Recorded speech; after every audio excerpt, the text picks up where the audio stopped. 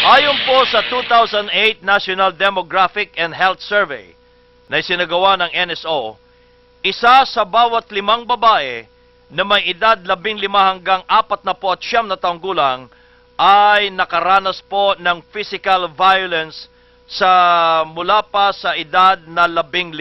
Yan, okay. Si Miss Judy Ann Santos, nasa kabilang linya na po. Miss Juday, magandang umaga. Good morning po, kabayan. Magandang umaga sa lahat ng nakikinig ko ngayon. Opo. Binabasa ko itong Women's Crisis Center Manila. Ikaw pala ay isa sa mga sumusuporta dito, ano, Miss Juday. No. At Yes, sir. Opo. may seminar kayo kaugnay ng Women's Month, ano? Fight Like a Girl. Unang-una muna, paano ka na-involved dito?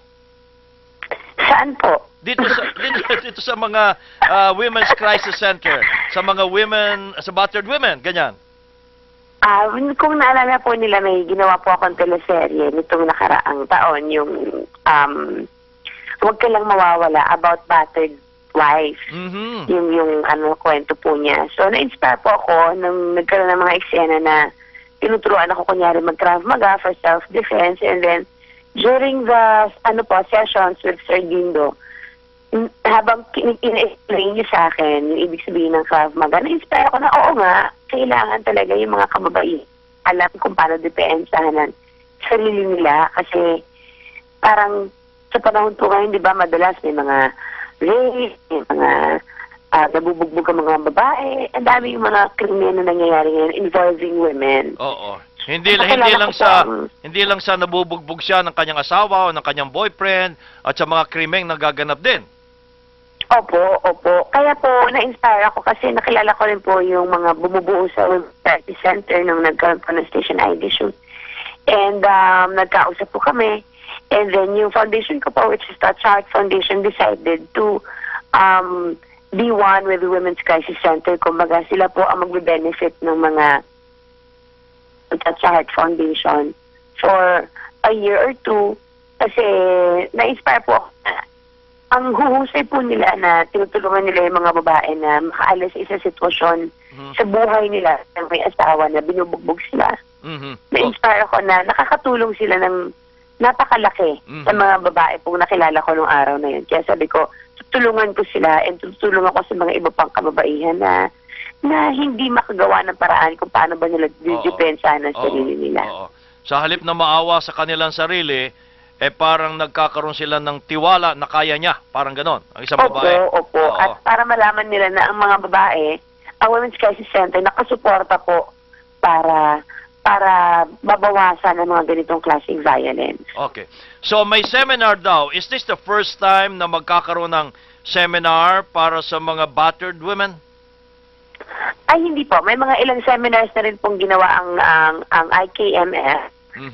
Pero ito po ay free. Pero this one po, first time po ako na pupunta sa isang seminar ng IKMF and for the benefit of Women's Crisis Center. Pero marami na po silang seminar na ginagawa. So, hindi ito first time palang gagawin?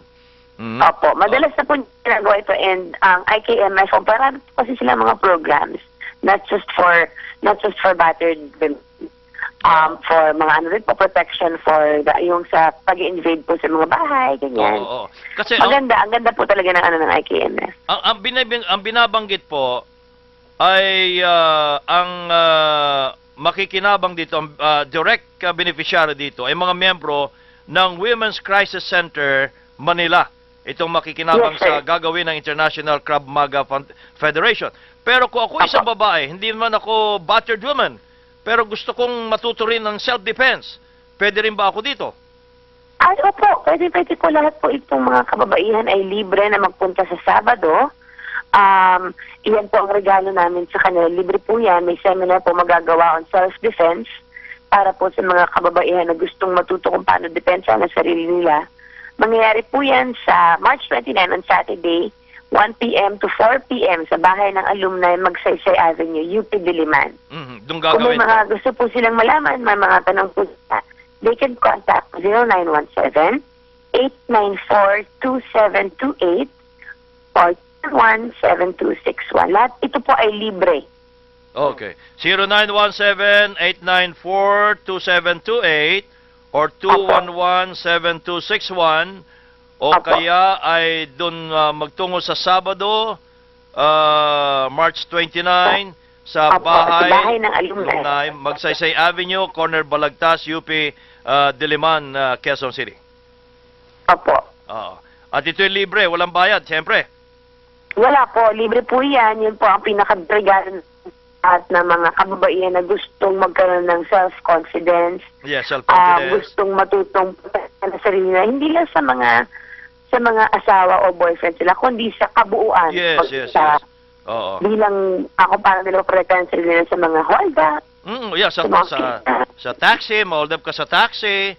Alam mo kung paano mo lahat po lalabanan. yan ay bigyan namin sa kanila ng libre. At nandun ka sa March 29, Miss Juday. Yes, sir. Nandun po ako. I'll be there. Okay. Sige. Maraming salamat sa iyo, Miss Judy Ann Santos, and good morning. Maraming salamat po, sir. Magandang araw po sa lahat na makikinig ngayon sa inyo.